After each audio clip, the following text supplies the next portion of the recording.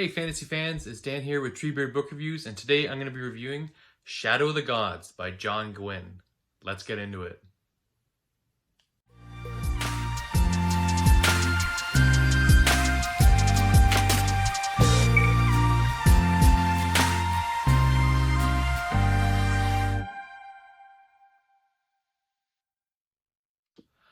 Alright, so Shadow of the Gods by John Gwynne. So again, like in all my videos, I'm going to be giving a spoiler-free kind of synopsis of the plot. I'm going to be talking about things I liked in the book, things I didn't like or didn't work for me in the book, and maybe give a little brief overview like, should you read this book?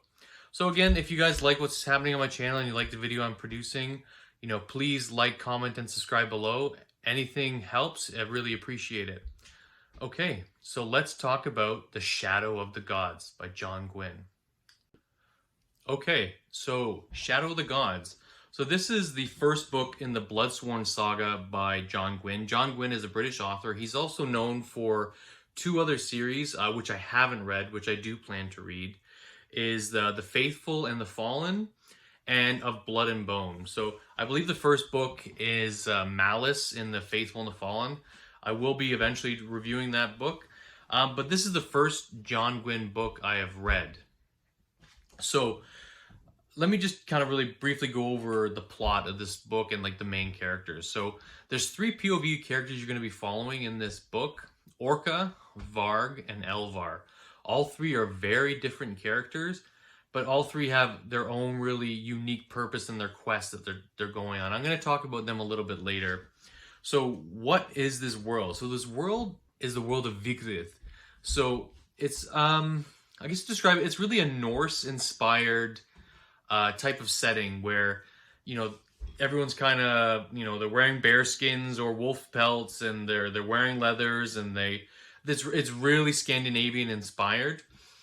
But it's set 300 years after a Ragnarok-like type event where, if you don't know what Ragnarok is in terms of Norse mythology, it's where there was a great battle between all the gods, different sides warring against each other, and then all the gods perished.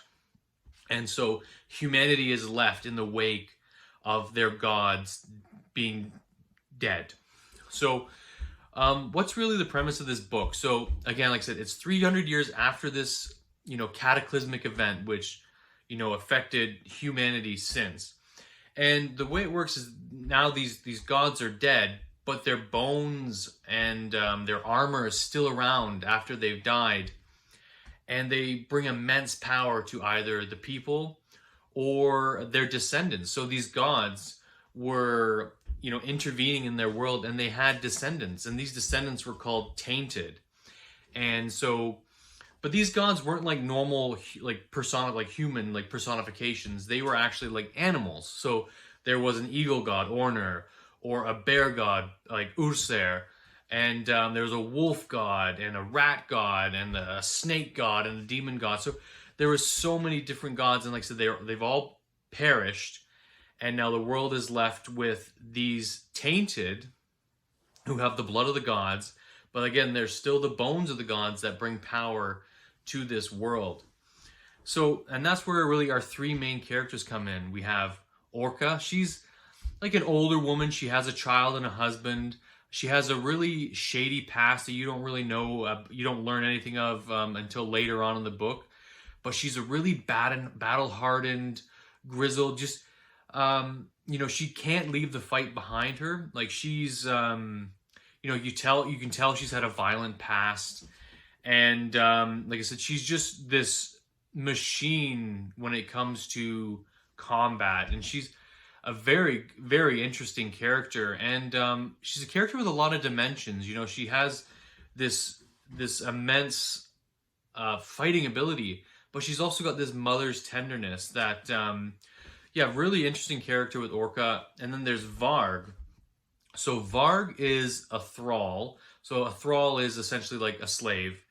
And he has been freed by himself. He's freed himself, and he is out for revenge. Varg, again, super interesting character. I really liked Varg. Varg was probably my favorite of the POVs near the end. So yeah, you're following these three quests, and then the last character I want to talk on is Elvar. So Elvar, you don't really learn a lot about Elvar at first until a little bit later on the book, and she is a noblewoman who has joined a clan or like I guess like think of them as like raiding groups, or like they're like a Viking group that is out to seek fame and fortune by killing monsters and earning battle fame and getting a glorious death and treasure. So the one thing I want to talk about is monsters. There is monsters like crazy in this book. So they aren't called like monsters in the way like the word monster. They're called Vaesen. So almost like a demon, but they're very familiar. Like there's trolls. There's these really interesting Vaesen that like eat teeth and stuff like that. So there's some really interesting monsters, and they're very cool, very menacing. A lot of them, and quite creepy. But yeah, so this is this world, this plot of the story where you have these three protagonists. They all have their own little mission, their own little quest that they're on, and they're in this super fascinating world that again has been just it's still feeling the aftershocks of the War of the Gods, and their power is still there. And again, then we have these children of the gods, these tainted, who can take on the power of their gods. So like I mentioned, there is the bear god, and his offspring were called Berserkir, and they get super strong and they get massive and they can like rip doors off hinges and like take tons of wounds. So yeah, there's just this book, this series, which I'm like I said, I can't wait for the next book. Is it's going to be so fascinating to see where John Gwynne goes with that. So yeah, that's really just a kind of summary of what's kind of happening in the book. So now I'm going to get into what I liked about the book. All right, so what did I like about The Shadow of the Gods? So the first thing I really want to talk about, I guess, is I will touch on the characters briefly here. Is the two characters that I really enjoyed the most was Orca and Varg. Both were just so fascinating, like especially Orca, because like she has this mysterious past, and you really kind of want to know what happened to her. But then something happens to Orca that causes her to go on her own quest of vengeance, and she's got this this knack with weapons, and she's so focused. She's like a hyper focused, hyper competent character that you really you feel for her so much. And she's got this like I said, like this past that you want to know more, and you're like, how is she so good at what she does? And that's like the great thing about like Orca. Like she was such a good character, like so engaging. And John Gwynne, a lot of the time, because like the way he staggered the chapters, it'd be like Orca, Varg, Elvar, and you'd have one POV, and you'd finish an Orca chapter, and like he'd kind of leave you on a cliffhanger, and you're like, oh man, come on, I just want to I want to know more what's happening with Orca. And I guess then we'll go on to Varg. So Varg, oh man, Varg, like what an underdog character, just one of those like literally underdog. He's such a good character, Varg. Varg, I really enjoy, because he's like just this kind of tortured soul who's just had a really rough go in life. He's been a slave since he was a child, and like he's lost someone dear to him, and he's such he's almost like a Kaladin kind of character, where he's kind of like depressed, but he's finds a family, and it's just, but he gets a purpose, and he's so good. Varg, honestly, one of the best characters I've read in a long time. Really, really liked Varg. Cannot wait to read more Varg in book 2. So I guess some other things I want to talk about that I loved about this book was the combat. The John Gwynne, I think it's because he does reenactments, like Norse reenactments, or like a Scandinavian like Viking battle reenactments, because the combat was so vivid, and it felt so real, and the thing is, like, John Gwynne makes you feel like any character could die. Like there's so many stakes here where you're like, oh god, like don't die, Varg, don't die, Orca. When you're reading the you're reading these chapters or when I was listening to them, oh God, the combat, excellent way he described the combat. There's another side character I want to talk about as like an honorable mention that I really liked it with this book was Gwynne. So Gwynne is this companion character to Elvar, and he's kind of like a noble hound, almost like the Hound from like Lord of the Rings, where I'm sorry, not Lord of the Rings, Game of Thrones. I'm sorry, where he's like indentured to Elvar, and he's just like this gruff, like no nonsense, like just honor, like has a code, honorable. He's gonna fight to the death to protect Elvar.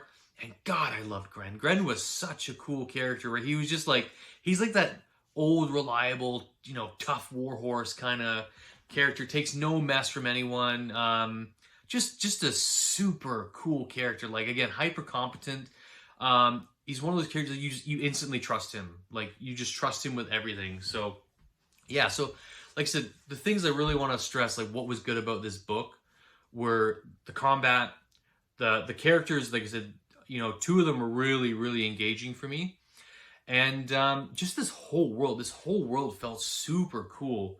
Where, like I said, it's just like in the wake of like this apocalyptic event, and you know, like this is something about like, and the gods being like animals instead of like human personifications was extra cool because like the bones of the gods were literally littered this planet after they this world Vigrid after their death, and like you still feel like their power, and like, you know, their bones were used as like idols to like protect villages. So just super cool. Like, you know, when you're adventuring with these three POV characters, like, you know, they walk into a city and there's the bones of this god, and you're like, whoa, that's so cool.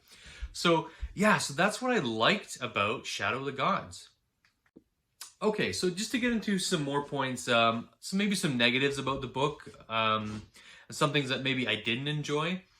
And these are, like I said, these are all mainly my opinions, like right or wrong. Like these are just what I feel. Like, so, you know, you're welcome to comment down below, say, nah, you're wrong, like you're stupid. Totally fair. Like these are just how I felt. So the big one for me was, maybe as an audiobook listener, was you know, just how things were explained, or how things were named.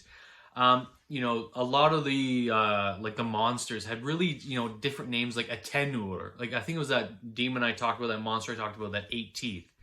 No idea how to spell that without having the physical copy in front of me. So I couldn't really Google it, or couldn't really like go look up what a tenur looked like. So so those are some of the things that you really kind of had to have like a rudimentary understanding of, like you know, Norse mythology, or kind of like Nordic monsters, because a lot of these monsters, like, I'd never heard of. I'm like, I cannot picture this in my mind. So that was kind of one of the negatives for me, where there was a lot of monsters like this, and a lot of like, you know, words that were thrown at you that, like, not seeing them on the page, I was like, oh, I don't know what he's talking about, and I can't even Google it because I know I'm gonna butcher the spelling. So that was like a minor thing, that, you know, would be, like I said, a negative for like an audiobook listener over someone who's a book reader. So I guess getting into another negative, there was a little bit of a repetitiveness in when it came to like some of the combat, or some of just the you know, the way like, you know, combat was initiated. So I guess I'll give an example. You know, Orca, she always had 2 axes. She had an axe and a sax. A sax is just like another type of axe. So it was very kind of like formulaic, where he was like, Orca drew her axe and then her sax. And so it was just like, it kind of got like old after like the 100th time you've heard it. So it's almost kind of like with the Wheel of Time, where Nynaeve tugged her braid kind of thing, where, you know, it's just a stick of like the character and stuff like that. But that got a little kind of wore on a little bit. And I guess one of the other like negatives, like a minor negative for me, was just the character of Elvar. I really didn't enjoy her POVs that much. Like I said, I was always kind of like, I really want to see what's going on with Varg and Orca. Just because I enjoyed them a little bit more. Whereas like, what really kept me interested in Elvar's story was like Gren, like her like companion character who, was kind of almost like a little like a father figure to her, but watched her back. But other than that, like I said, she's still a really good character, really like engaging. But just some of her the stuff that happened with her, it just didn't interest me as much as Orca and Varg. Yeah, but that is really like Shadow of the Gods. Like those are the kind of the bad points. Okay, so just to round this up for Shadow of the Gods, should you read this book? Yes, yes, you should read this book. This book is a great book. It's got some great character work. It's got amazing world building. It just dives you right into this fantastical world where, like I said, the bones of the gods are everywhere, and there's fighting, and like I say, John Gwynne does not shy back from the gore. Like there's gonna be like blood splashing in people's faces, heads getting cut off, like teeth being pulled out. Like I said, this book is an excellent book, and if based on like if you see my Goodreads, I rated this book a 4-star, but really I'm gonna give it a 4.3 out of 5. I really enjoyed Shadows of the Gods. Such a great book. It had some little little minor things I didn't enjoy, but other than that, great book. Pick it up, read it, like listen to an audiobook like I did, or read the physical copy. You will not be disappointed. And I just want to say, thanks again, guys. Like I said, if you like this content, please like, comment, and subscribe. And I'll see you guys next time. Thank you.